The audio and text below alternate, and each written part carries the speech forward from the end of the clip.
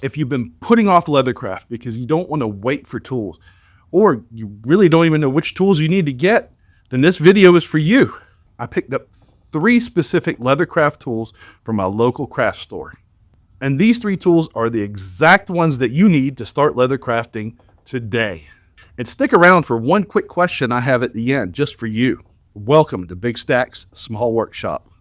Okay, we spent a lot of time talking about how you don't need leather specific tools to get started with leather crafting. I've gone over a few different things. We have our utility knife. You can use a non-marring mallet for a lot of the things. For some heavy duty applications, you can use a hammer. And then also a scratch awl is a perfect tool right here. Something that you can use to trace patterns or make little impressions with the tip where you want to set your punches. These are regular tools that you can use. There is also leather specific tools that you're gonna have to get. There's no way around some of it. I am gonna show you the tools that you can get that will help you out, that are leather specific, and they're very easy to find. And today we're gonna go over 3 specific ones. The first ones are punches. So you can get punch sets like this, different punch sizes. Okay, that's what I have. Or you can go with, I have a rolled set. This is a really nice set. This is a C.S. Osborne set. This is after you've gone into the craft for a while and you want to upgrade your tools, get something a little bit nicer. This is something that's good for that. But let's go ahead and wrap this up and put this away. When I got started, I'm going to show you the exact first set that I got, and I had since given it away, and I went and purchased another one, which is this set from Michaels. And what's really nice about this set is it's got interchangeable tips on it. Using this wrench right here, you can change these tips out. Loosen them up. You really could screw them on. You can get enough tightness by using your fingers. You could always ratchet a little bit more with this. I've never really used this, but if you get it on too snug and you can't get it off, this is nice to probably pop it off. So these tips have all different sizes. And what I do recommend is the first time that you do get something like this, that you go ahead and get a scrap piece of leather and punch out all your hole sizes. You can use a piece of cutting board, the plastic cutting board. You feel free to use something like this to punch on. Get this strap right here, okay? So we've got this labeled right here, the Michaels punch set.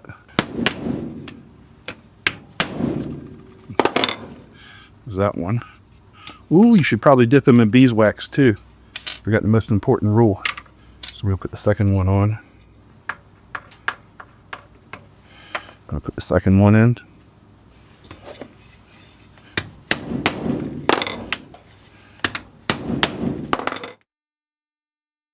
We got our holes right there, and now you know exactly how big each one is, and you can use your hardware and put it in there to test each individual one.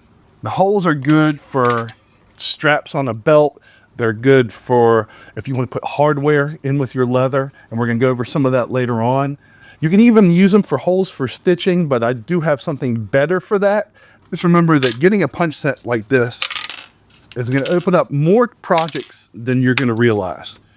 So next up is our rivet setting tool. Rivets are great for high stress areas where you might find that there's something that's gonna have a lot of wear. Like if you think about your jeans, the corner of your jeans has that little rivet on there. The little rivet that's on the corner of your jeans is so your pocket can hold up to the abuse that it's going to get to constantly put your hand in and out of it. Rivets are also great for, like if you're doing a belt, to secure the belt buckle on the end of it. I'm going to show you guys, and we're going to show you why we got the test piece now. The test piece is going to let us do this. Okay. These are what's called double capped rivets. Double capped rivets. One side with a post and one side without a post. Let's show you how the rivets work. I got some thicker leather here. I'm going to try out this big one so you guys can see it better. Okay.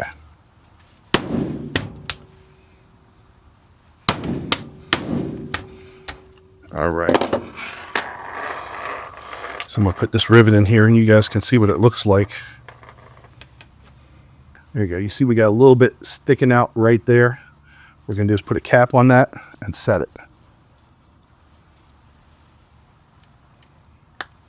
All right, so set this down here. There is a curved surface right here and a flat surface. There's times where you want to use the flat surface, but when you're setting these double cap rivets, you want to use the curved surface that we have right there. Just set you on there, and all right. The thing about rivets is this is where leathercraft starts to feel real. You're actually making legit things that are going to hold up, and the rivets help you make things that are going to hold up. Third tool is also going to open up the big world of possibilities for you if you purchase it. It's a set of 2 of them, and they're the stitching chisels. So the stitching chisels right there, there's 2 of them.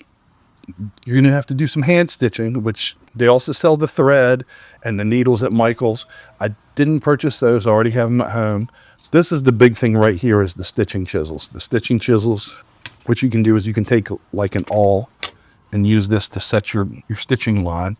We use a metal ruler, and you can do this as well. You know, you're going to have to figure out where your things are, where you want your stitches to be, and you can use the scratch awl to draw a line as well. You can do it. You can take your stitches, a stitching prong, and you'll set it on your line, and make sure it goes all the way through, and then use something like your kitchen cutting board, and then always line up using your last hole so you get even spacing, and go to the next one. Ooh, I was a little bit off. Do it again.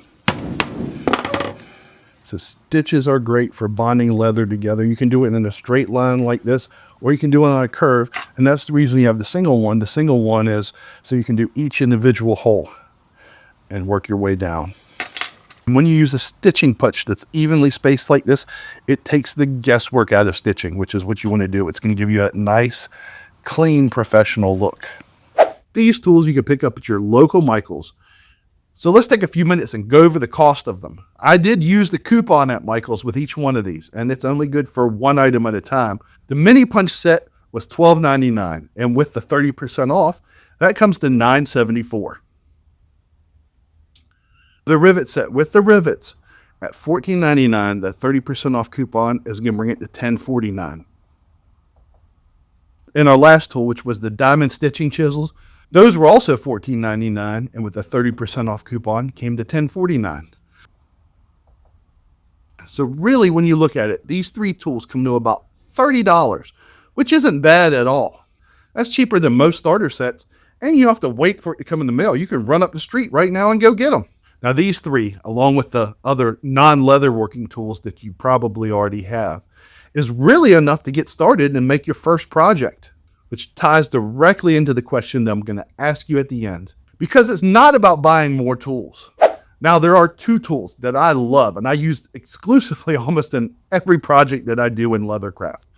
But these weren't really necessary at the beginning. These are things you could pick up later on. That would be my edge beveler and my burnisher. Great tools, but again, not necessary for your first project. These are things you could pick up later on down the road. So if you've been waiting for the right time to start leather crafting, don't wait any longer. Now is the best time to start. No specialty shops, no expensive kits, no waiting on shipping. You can walk right into your local craft store, pick up these 3 tools, and start today.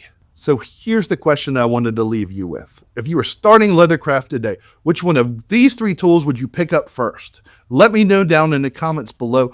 I would love to hear your opinion on this. I'm honestly curious about hearing your feedback. Each one of these is going to tell a different story. And if you want to see what you can make with these tools, be sure you're subscribed. I have a video project coming up where I'm making a minimalist wallet that you can make with just these simple tools. That's one video that you don't want to miss. Remember, Big Stacks grows, Big Stacks builds, and Big Stacks makes. And I'll see you guys next time at Big Stacks Small Workshop.